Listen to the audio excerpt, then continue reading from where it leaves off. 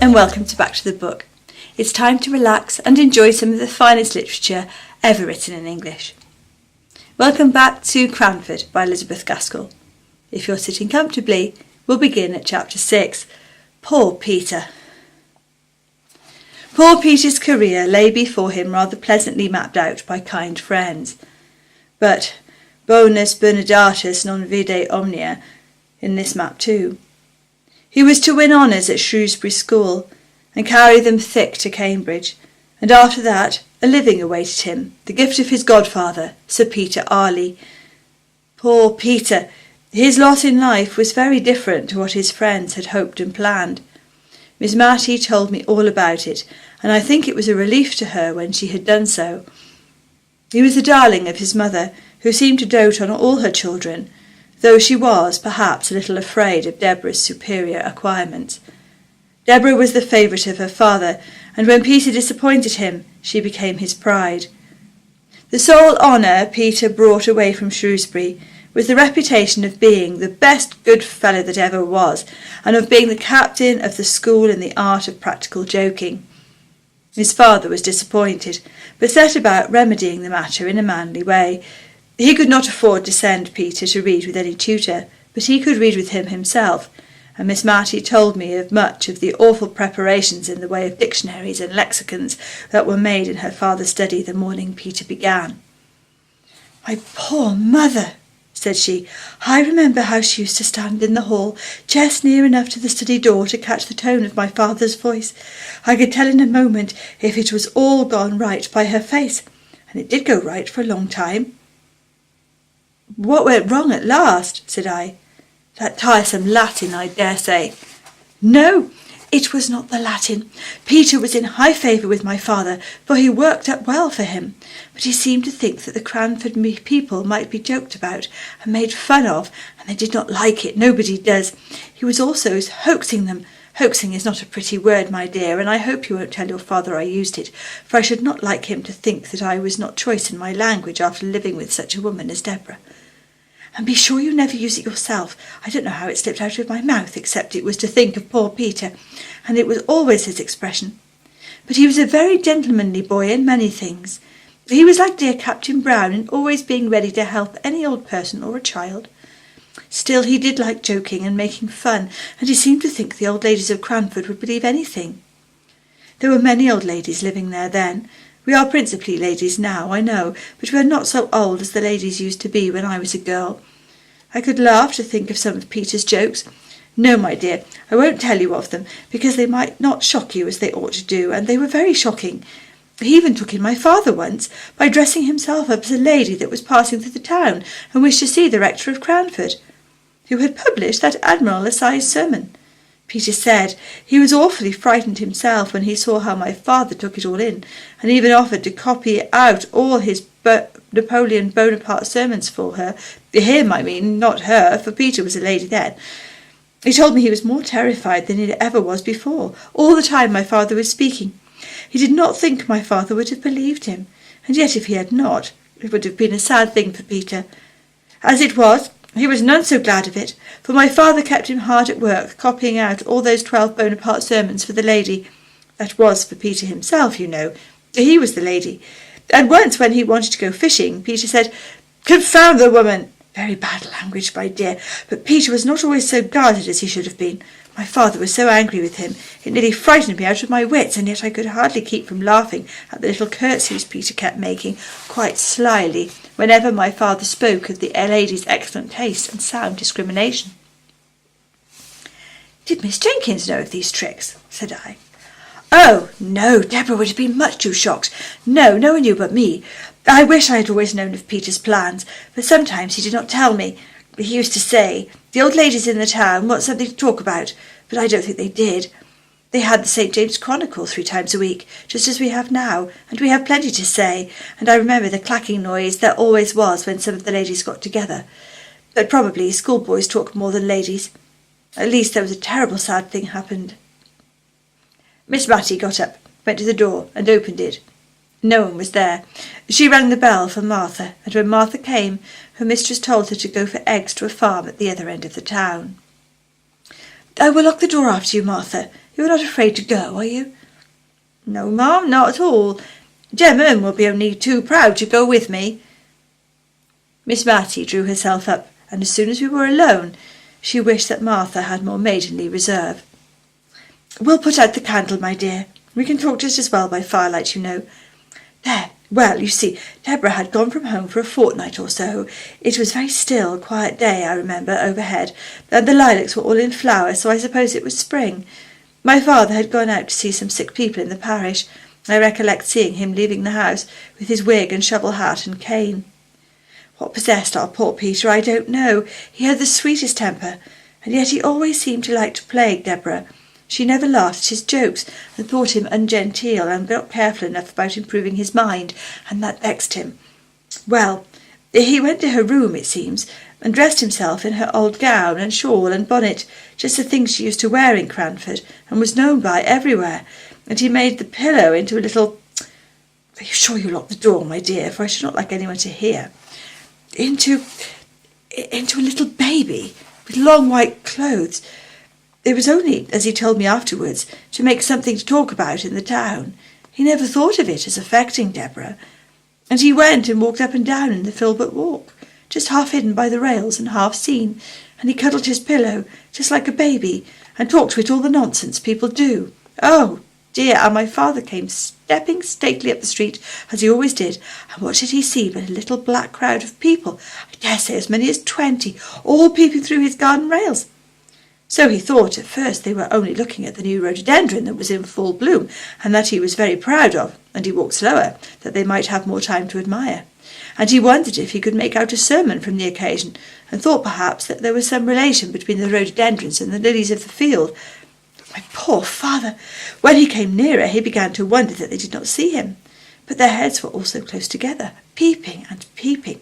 My father was amongst them, meaning, he said, to ask them to walk into the garden with him and admire the beautiful vegetable production, when, oh, my dear, I tremble to think of it, he looked through the rails himself, and saw— I don't know what he thought he saw, but old Clare told me his face went quite grey-white with anger, and his eyes blazed out under his frowning black brows, and he spoke out, oh, so terribly, and bade them all stop where they were, not one of them to go, not one to stir a step. And swift as light he was in at the garden door, and down the Filbert walk, and seized hold of poor Peter, and tore his clothes off his back, bonnet, shawl, and gown, and all, and threw the pillow among the people over the railings. And then he was very, very angry indeed, and before all the people he lifted up his cane and flogged Peter. My dear, that boy's trick, on that sunny day, when all seemed going straight and well, broke my mother's heart, and changed my father for life. It did indeed. Old Clare said Peter looked as white as my father, and stood as still as a statue to be flogged, and my father struck hard. When my father stopped to take breath, Peter said, "Have you done enough, sir?" quite hoarsely, and still standing quite quiet.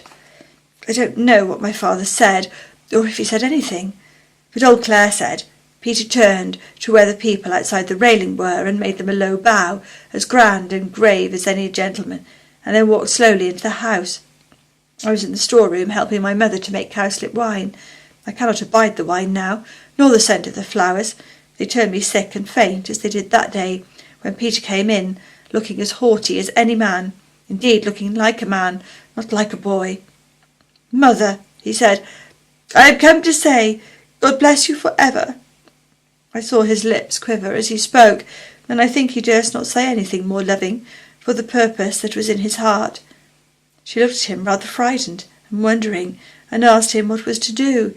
He did not smile or speak, but put his arms round her, and kissed her as if he did not know how to leave off, and before she could speak again, he was gone. We talked it over, and could not understand it, and she bade me go and seek my father and ask what it was all about. I found him walking up and down, looking highly displeased.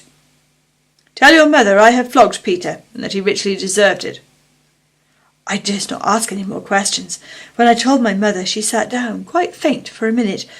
I remember a few days after, I saw the poor withered cowslip flowers thrown out to the leaf-heap to decay and die there. There was no making of cowslip wine that year at the rectory, nor indeed ever after. Presently my mother went to my father. I know I thought of Queen Esther and King Xerxes, for my mother was very pretty and delicate-looking, and my father looked as terrible as King Xerxes. Some time after they came out together, and then my mother told me what had happened, and that she was going up to Peter's room, at my father's desire, though she was not to tell Peter this, to talk the matter over with him. But no Peter was there. We looked over the house. No Peter was there. Even my father, who would not like to join in the search at first, helped us before long. The rectory was a very old house, steps up into a room, steps down into a room, all through. At first my mother went calling, low and soft, as if to reassure the poor boy. Peter, Peter dear, it's only me.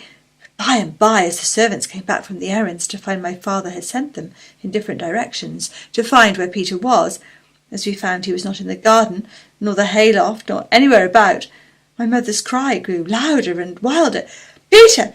Peter, my darling, where are you? And then she felt and understood that that long kiss meant some sad kind of goodbye.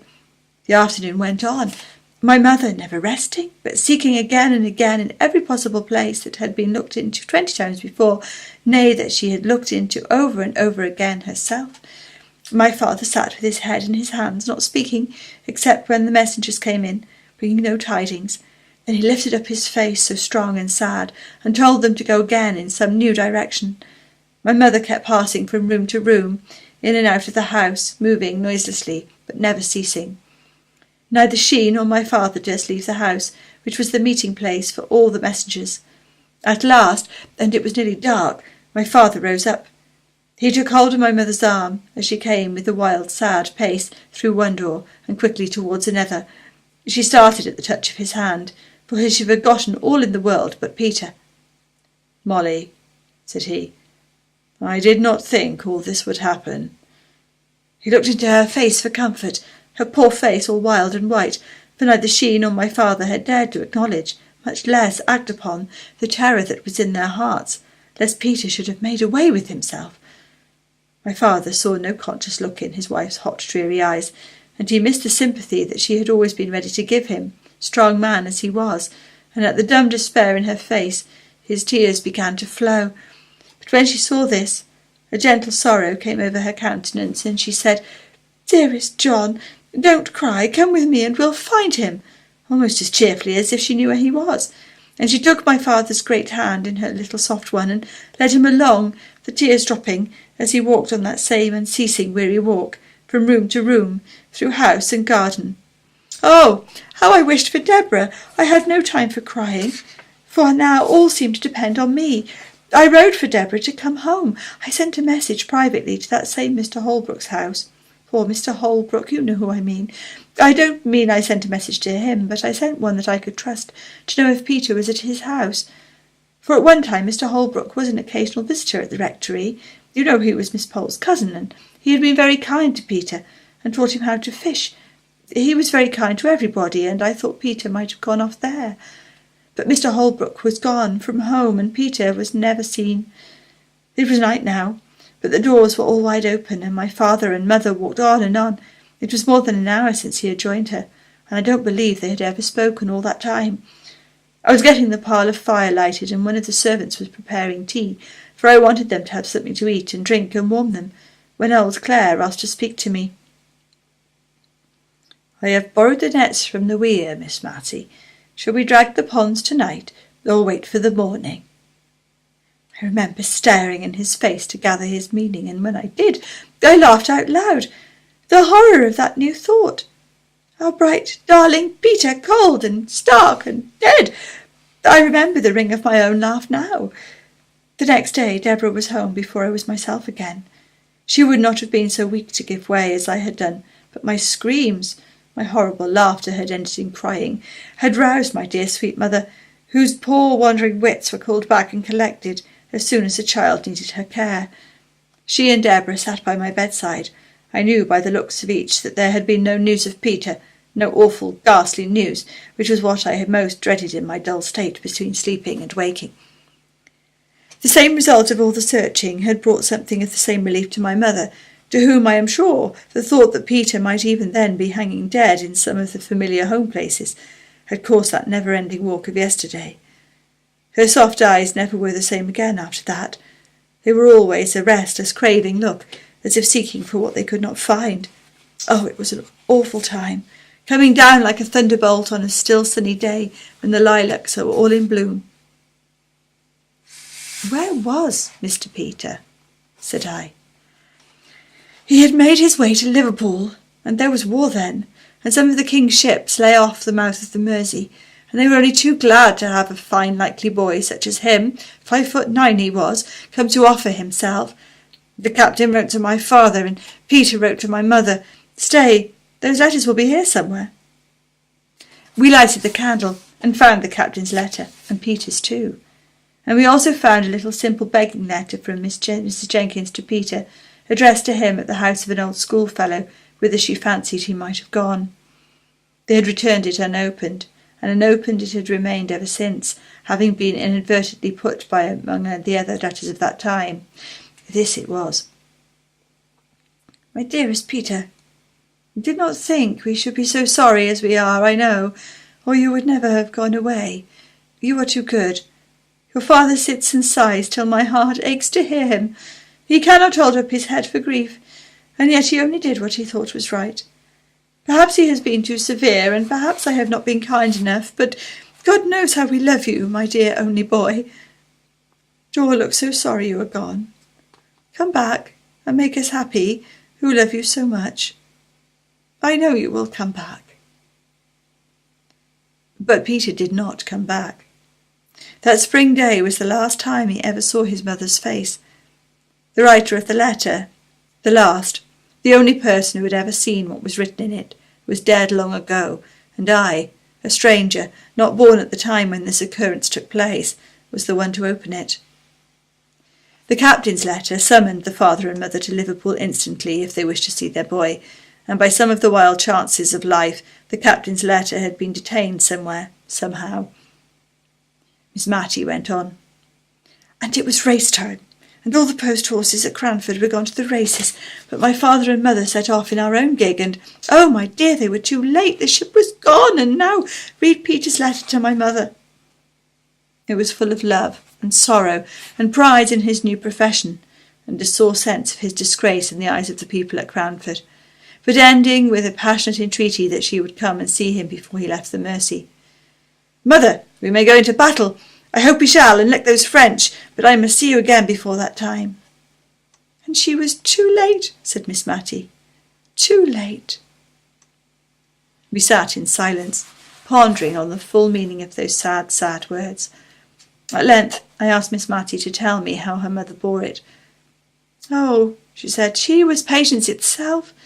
She had never been strong, and this weakened her terribly. My father used to sit looking at her, far more sad than she was. He seemed as if he could look at nothing else when she was by, and he was so humble, so very gentle now. He would, perhaps, speak in his old way, laying down the law, as it were, and then in a minute or two he would come round and put his hand on our shoulders and ask us in a low voice if he had said anything to hurt us. I did not wonder at his speaking so to Deborah, for she was so clever, but I could not bear to hear him talking so to me. But, you see, he saw what we did not, that it was killing my mother. Yes, killing her. Put out the candle, my dear. I can talk better in the dark. For she was but a frail woman, and ill-fitted to stand the fright and shock she had gone through, and she would smile at him and comfort him, not in words, but in her looks and tones, which were always cheerful when he was there. And she would speak of how she thought Peter stood a good chance of being admiral very soon. He was so brave and clever, and how she thought of seeing him in his navy uniform, and what sort of hats admirals wore, and how much more fit he was to be a sailor than a clergyman, and all in that way, just to make my father think she was quite glad of what came of that unlucky morning's work and flogging, which was always in his mind, as we all knew. But, oh, my dear, with bitter, bitter crying when she was alone, and at last, as she grew weaker, she could not keep her tears in, when Deborah or me was by, and would give us message after message for Peter. His ship had gone to the Mediterranean, or somewhere down there, and then he was ordered off to India, and there was no overland route then. But she still said that no one knew where their death lay in wait, and that we were not to think hers was near. We did not think it, but we knew it, as we saw her fading away. Well, my dear, it's very foolish of me, I know, when in all likelihood I am so near seeing her again. And only think, love, that very day after her death, for she did not live quite a 12-month after Peter went away, the very day after, came a parcel for her from India, from her poor boy. It was a large, soft, white Indian shawl, with just a little narrow border all around, just what my mother would have liked. We thought it might rise my father, for he had sat with her hand in his all night long, so Deborah took it in to him, and Peter's letter to her and all. At first he took no notice, and we tried to make a kind of light, careless talk about the shawl, opening it out and admiring it. Then suddenly he got up and spoke. "She shall be buried in it," he said. "Peter shall have that comfort, and she would have liked it." Well, perhaps it was not reasonable, but what could we do or say? One gives people in grief their own way. He took it up and felt it. It is just such a shawl as she wished for when she was married, and her mother did not give it to her, and did not know of it till after, or she should have had it. She should, but she shall have it now. My mother looked so lovely in her death. She was always pretty, and now she looked fair and waxen and young, younger than Deborah, as she stood trembling and shivering by her. We decked her in the long, soft folds. She lay, smiling as if pleased, and people came, all Cranford came, to beg to see her, for they loved her dearly, as well they might, and the country women brought posies. Old Clare's wife brought some white violets and begged that they might lie on her breast. Deborah said to me, the day of my mother's funeral, that if she had 100 offers she would never marry and leave my father. It was not very likely that she would have so many. I don't know that she had one, but it was not less to her credit to say so. She was such a daughter to my father, as I think there never was before or since. His eyes failed him, and she read book after book, and wrote and copied, and was always at his service on any parish business. She could do many more things than my poor mother could. She even once wrote a letter to the bishop for my father. But he missed my mother sorely. I think he was more so. The whole parish noticed it. Not that he was less active. I did think he was more so, and more patient in helping everyone. I did all I could to set Deborah at liberty to be with him, for I knew I was good for little, and that my best work in the world was to do odd jobs quietly and set others at liberty. But my father was a changed man. Did Mr. Peter ever come home? Yes, once. He came home a lieutenant. He did not get to be admiral. And he and my father were such friends. My father took him into every house in the parish. He was so proud of him. He never walked out without Peter's arm to lean upon. Deborah used to smile. I don't think we ever laughed again after my mother's death, and say she was put quite in a corner. Not but what my father always wanted her when there was letter writing or reading to be done or anything to be settled. And then, said I, after a pause. Then Peter went to sea again, and by my father died, blessing us both, and thanking Deborah for all she had been to him. And of course our circumstances were changed, and instead of living in the rectory and keeping 3 maids and a man, we had to come to this small house and be content with the servant of all work. But as Deborah used to say, we had always lived genteelly, even if circumstances have compelled us to simplicity. Poor Deborah. And Mr. Peter? Asked I. Oh, there was some great war in India. I forgot what they call it, and we have never heard of Peter since then.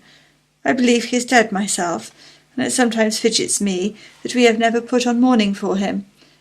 But then again, when I sit by myself and all the house is still, I think I hear his step coming up the street, and my heart begins to flutter and beat, but the sound always goes past, and Peter never comes.